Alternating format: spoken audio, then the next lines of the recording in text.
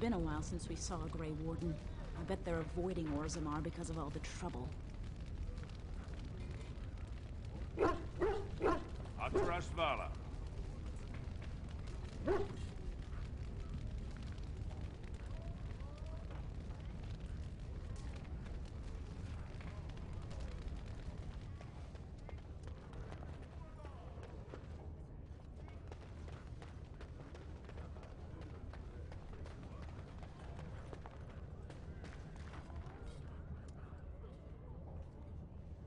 This has dragged on too long. It's an insult to King Endrin's memory.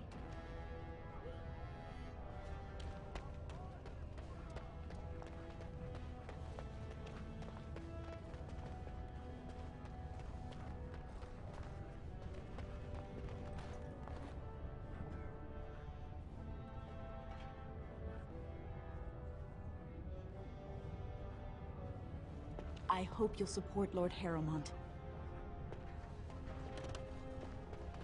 Ancestors watch your path, Grey Warden. Greetings. Lord Harrowmont, said to have kicked Castless in the street. Does he respect none beneath his station?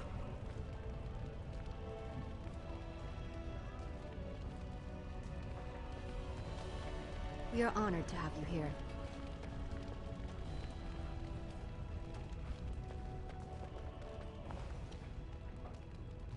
Okay, let's continue.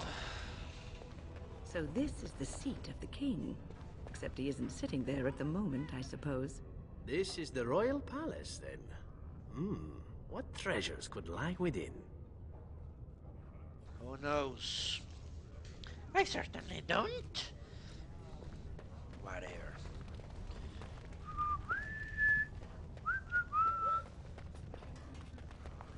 Huawei.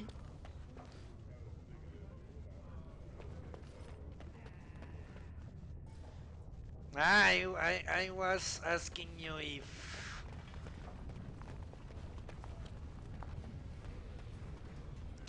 there was much anti-Semitism in Poland right now.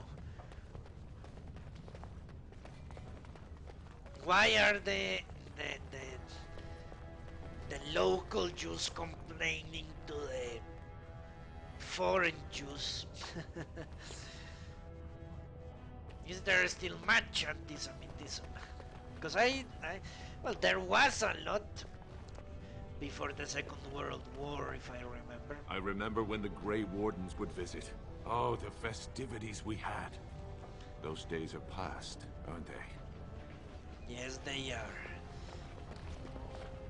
Maybe when you have a new king, there will be... I've heard stories about your circle of the Magi, my dear Wynne.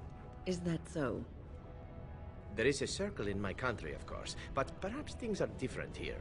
I visited the Antivan Circle on official Crow business once, met a beautiful young apprentice who was very eager for a taste of the outside world. Please, please get to the point. All I wonder is whether the Templars guard the mages here as closely as they do in Antiva. In Antiva, the Templars watch the circle like a jealous husband guarding the chastity of a wanted bride. Interesting metaphor, but yes, it is not too different in Ferelden. And is it also true that when the moon swells to fullness, the mages of the circle gather at the top floor of their tower and, naked under the stars, make love to each other? What? No! Maker's breath. Oh, I found out recently that it was not true in Antiva, and hoped that it would be in Ferelden. Alas.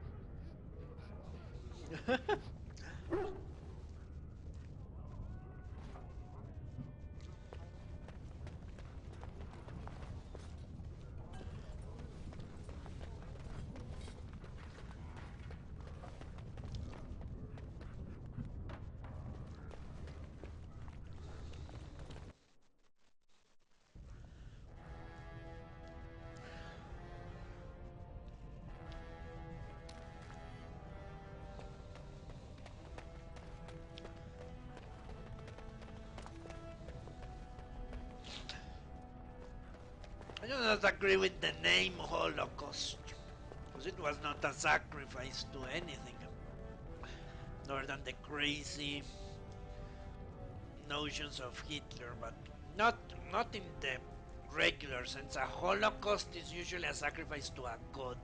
Well, whatever. Anyway, they did kill a bunch of Jews for no good reason. Excuse me, I can't chat. But really, I wanted to exclude from the military. I think that happens in Mage! Israel. Who would dare take from the memories? But only the Orthodox Jews do that. Those that spend their whole lives reading the Bible or the Talmud or whatever. Orden, I'm outraged. A thief in the Shapered. What have we been reduced to?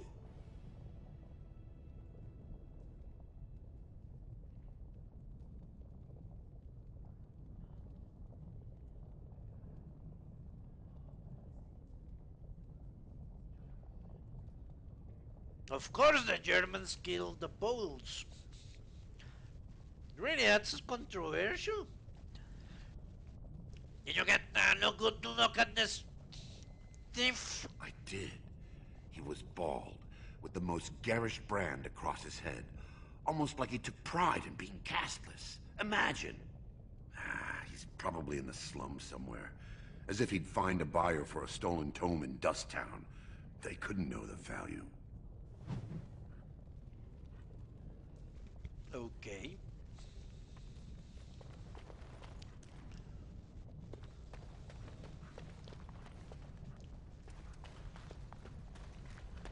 And I'm sure there were all sorts of concentration camps.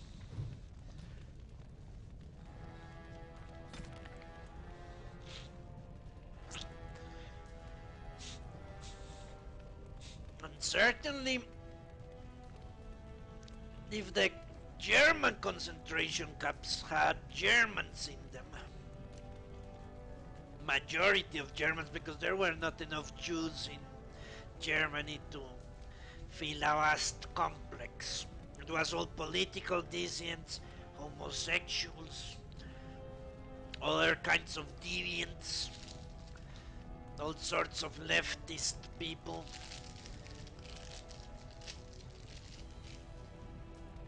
Obviously, in the rest of Europe, the same happened. In fact, I think the orders of the Wehrmacht were something like go and find all the communists, the commissars, the socialists, and the Jews. Alright, Paragon Karin vanished in the 11th year of the reign of King Baltor, and with the Paragon the entire process for golem manufacture was lost.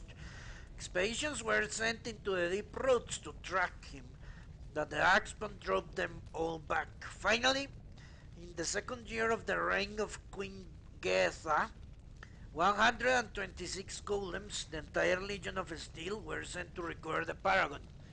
None returned.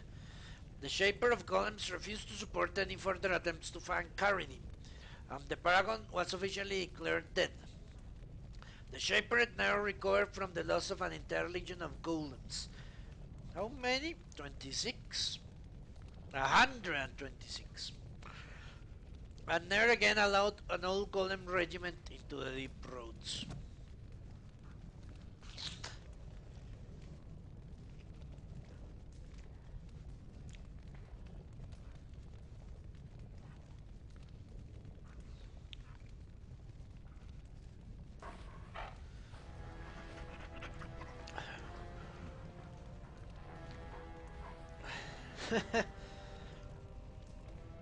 Well, I'm sure there, just like in all places, there were collaborators and people that opposed the Germans. Oh, pardon me.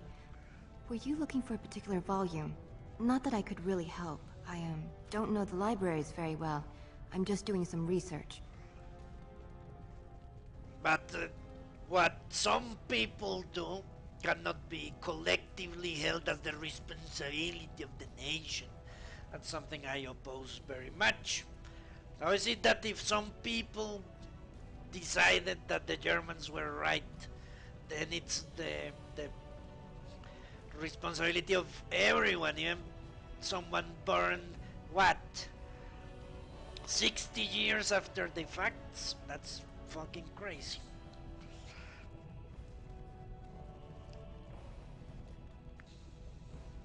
What kind of research? I was looking for something about the Orton Tig. It was lost during the last blight, and there aren't many records left. They were a noble house once, descended from the Paragon Orton, who composed the grand epic of the Seven Brothers and the Ortonic Symphony. My mother's family believes they were descended from Kalana Orton, who was training in Orzammar when the Tig fell. I'm even named for the house, Orta. Unfortunately, any records would be buried in the Tig's ruins, somewhere in the deep roads.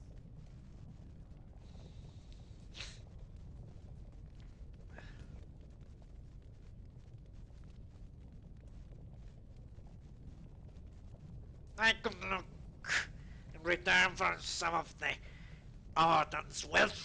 You're from the surface. What do you know about fighting Darkspawn? There aren't even any expeditions planned until they settle this election. Otherwise, you need special permission from the Assembly or some great lord. I am a Grey Warden, you silly dwarf! A Grey Warden? Mother always said that if anyone could find the Tig, it was the Wardens. I hear Prince Balin and Lord Harrimont have both been sending out small teams these days.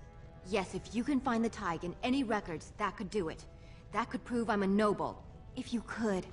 Maybe now that you're looking. It's almost too much to hope. Lost to memories. Whatever. We shall look at that later on.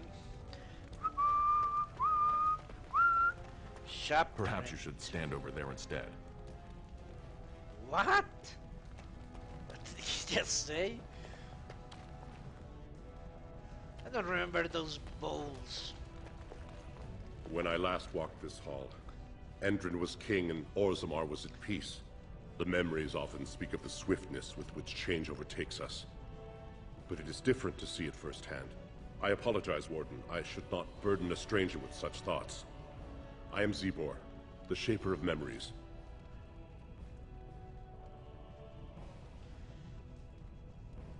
How do you know who I am? The Grey Warden's visit has been recorded in the memories, along with all who accompany you. Ah, yes, you did say that if you became a Jew, you would get easier access to the courts, was it? As a judge?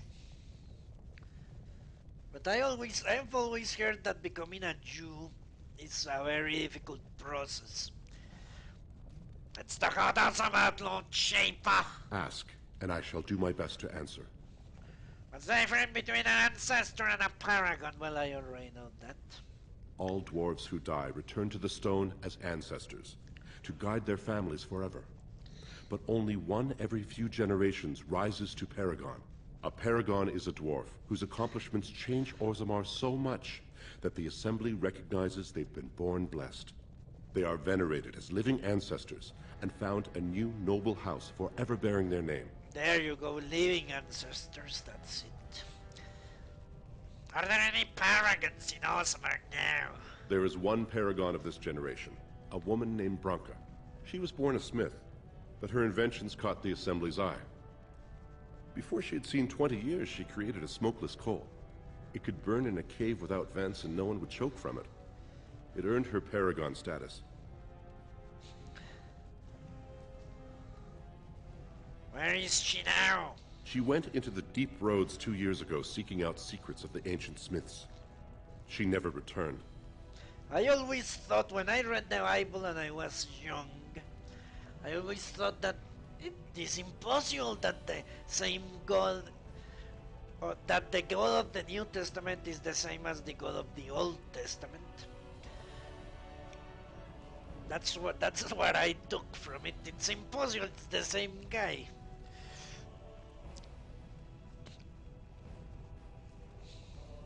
Because what comes out of the mouth of Jesus is not the same that comes out of the mouth of Jehovah. Whatever, let's continue. Tell me about the history. We were a great empire once, outnumbering even humans and elves. We traded with your Tevinter Imperium, and our land stretched as far in the deep roads as theirs did above. Kal Sharok was capital then, but we lost too many battles. We lost our golems, and we lost our territory.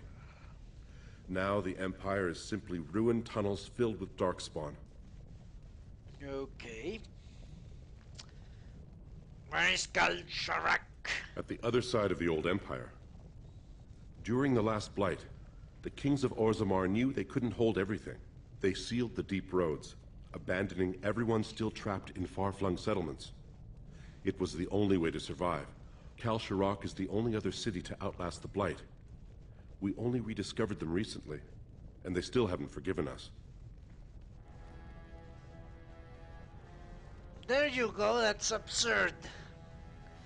The Kal Sharok guys are blaming these people for a decision that took place 400 years ago. It's fucking stupid. How did you lose your golems? The Paragon Caridon, a smith of unsurpassed genius, invented the golems. For years they were our weapon against the Darkspawn. One golem is worth a dozen dwarves in battle, but Caridon's Tig is far into the deep roads. When it fell, we lost his secret to creating golems. There are books about it along these walls if you would read more. What's a Tig? They are to us what a colony is to surfacers. Why not call it colonies then? Let's go back to ask questions. Please, speak your mind. Sorry to stop you. Your presence here has been recorded in the memories. I wish I knew what significance it has. Okay. Shh. I'm doing very important work. Whatever you say. Very well. Codex on the Deep Roads. There isn't a dwarf alive who remembers the Deep Roads as they once were. They were the network of tunnels that joined the Tigs together. To be honest, it isn't even right to give them such a simple term, tunnels. They are works of art, with centuries of planning demonstrated in the geometry of their worlds, with the statues of the paragons that watch over travelers, with the flow of lava that keeps the deep roads lit and warm. The cloud gazers on the surface talk of the Imperial Highway built by the Magisters of old, a raised walkway that crossed thousands of miles, something that could only have been built by magic. Perhaps it is comparable to the deep roads, although we dwarves didn't need magic. I suppose it doesn't matter anymore. The Darkspawn rule the deep roads now. When Orzammar sealed off the entrances to the deep roads, abandoning everything that lay out there, we handed over the kingdom that was to those black bastards forever. To think that there are Genlocks crawling over Orzammar now, tearing down our statues and defiling our greatest works. Corruption covers everything we built out there. Every dwarf who goes out and comes back says it gets worse with each passing year. The foulness spread a little further. The cloud gazers think that the Darkspawn are gone just because they aren't spinning out onto the surface? Ha! One day when Orzammar is gone for good, they'll find out differently. Those Darkspawn won't have anywhere else to go but up, and they'll do it. The surface folk will have themselves a light that will never end. Transcript of a conversation with a member of the Dwarven Mining Cast, 890 Blessed. I wonder why it is called the Blessed Age. Orzammar's politics. As dangerous as it is to mistake a dwarf's caste, it is more deadly to mistake his allegiances among the noble houses of Orzammar. Everyone in the city is allied with someone, whether by blood or by word. The nobles do not engage directly in commerce themselves, as that is the domain of the merchant caste, but they do serve as patrons.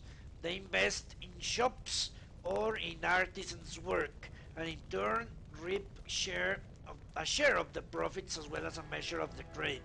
Merchants and warriors alike benefit from service of a prestigious patron. The relative power of each house is ever-changing. It is usually safe to assume that whichever noble house holds the throne is at the top of the heap, but below that things grow into a tangled mess. Houses ally with one another by marriage. They earn rank and prestige when combatants loyal to them or from their own bloodlines win provings. They earn it when artisans they patronize become sought after or well regarded, or when the merchants they invest in become successful. The degree of power that these achievements confer is so murky, even to the dwarves, that it isn't unusual for those to challenge each other to provings, or whose smith forges better belt buckles, or whose servants have the best manners. Nor it is out of ordinary to find two merchants arguing over whose noble patron has won the most acclaim, for the rank of the patron is the rank of the client. Nowhere is this more apparent than in the assembly, where the Deshirs, representatives of its noble house, meet. Although the king technically rules Orzammar, kings are elected by the assembly, and so each king must work constantly to maintain the support of the Deshirs. Kings have to prove unpopular. Kings who prove unpopular find their heirs deemed unacceptable to inherit the throne. Power then passes to another house. From In Pursuit of Knowledge. The Travels of Brother Genuitis. In praise of the humble Nog. I once served a human some Nog, and he proclaimed that it was like eating an unholy union of pork and hare. The idea disturbed him so much that he declined to finish his serving, and made himself content with some stale breath. Of course, this only goes to show that surfacers, human or otherwise, have tragically unrefined palates. The nog is surely the most delicious animals I've ever tasted. Only a dead man would not salivate at the thought of a tender morsel of roast nog melting in his mouth. The Paragon Baron, although his house has fallen, shall always be remembered for discovering the wonders of a nog flesh. Admittedly, he was discovering only out of desperation, when he was separated from his legion and lost in the eight roads for a week. But we won't hold that against the good Paragon. While nog pancakes and nog gets, my own children love this, are the nog dishes one encounters most often. A nog can be prepared in other interesting and elegant ways. The late King Anne's Duke adored nog, seared on a hot meal plate and finished in the oven, or dressed up in cream sauce flavored with deep mushrooms. You must be careful when using the mushrooms from the deep roots, because they often grow close to the axpon bodies. They say that this is what gives them their unique flavor and intoxicating scent, but it also means that consuming too many of them may result in curious afflictions of the mind. Okay.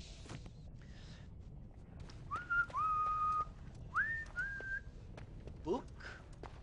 Did I miss that book? An explanation on the Legion of the Dead. Yes, some greetings, friend.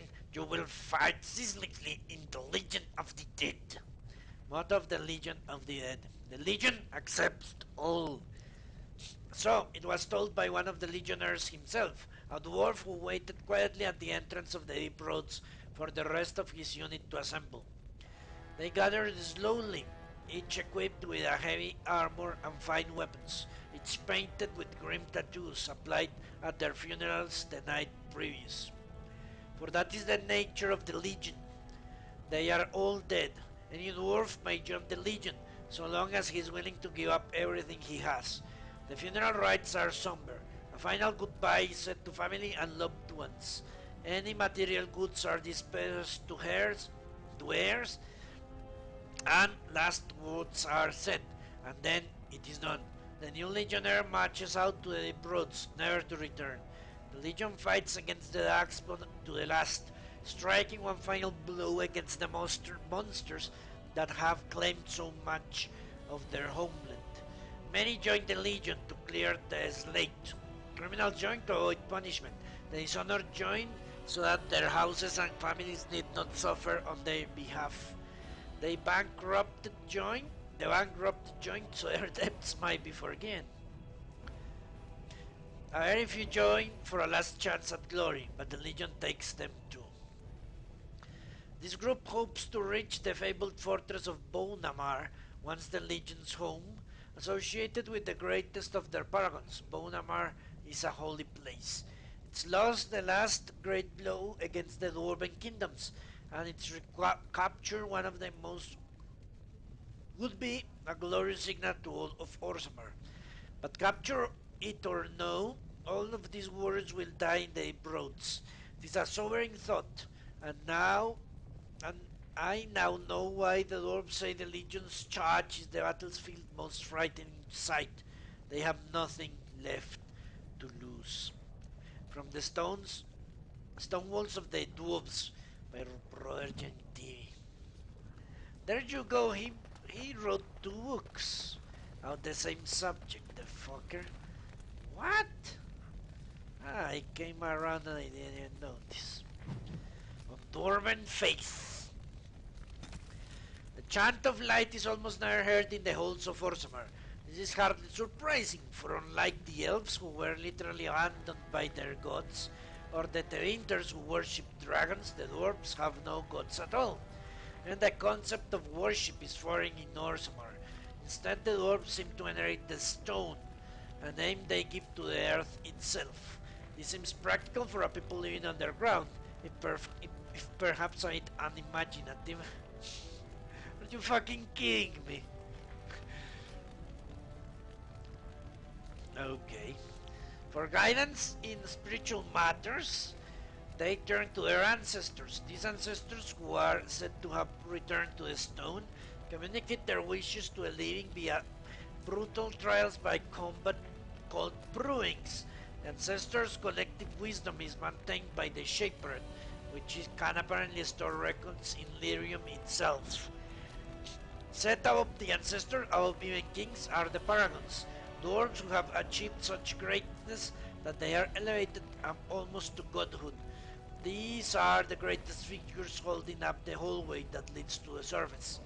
The first claim of Orzammar that outsiders see. A little bit unimaginative. So the maker is very imaginative. It's an interesting story, and you should worship the maker because it is creative, a creative fairy tale. The blessing of the shepherd is given only to those who walk with the stone. It is a path that cuts deep and the road is far from secure. But those who desire to work in memory must first honor it, document the stone, protect her, and present a new history to the memories. Only then will the blessing of the shepherd be upon you. Okay. Let's go for the chest. Perhaps I could have a try at that. Perhaps you can shut the fuck up. The search for the true prophet. The stuttered tome explores the possibility that Andraste was a powerful mage, and not the maker's chosen. It seems this book was saved from a fire at some point. Guess this is for her. Let's give it to her now. Oh, marvelous.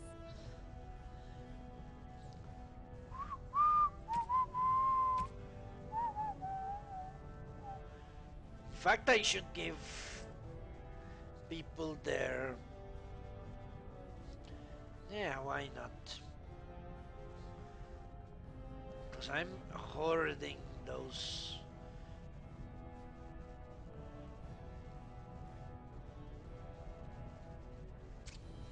Yeah, let's do that. Let's bring... for the moment only. Horseful, indeed.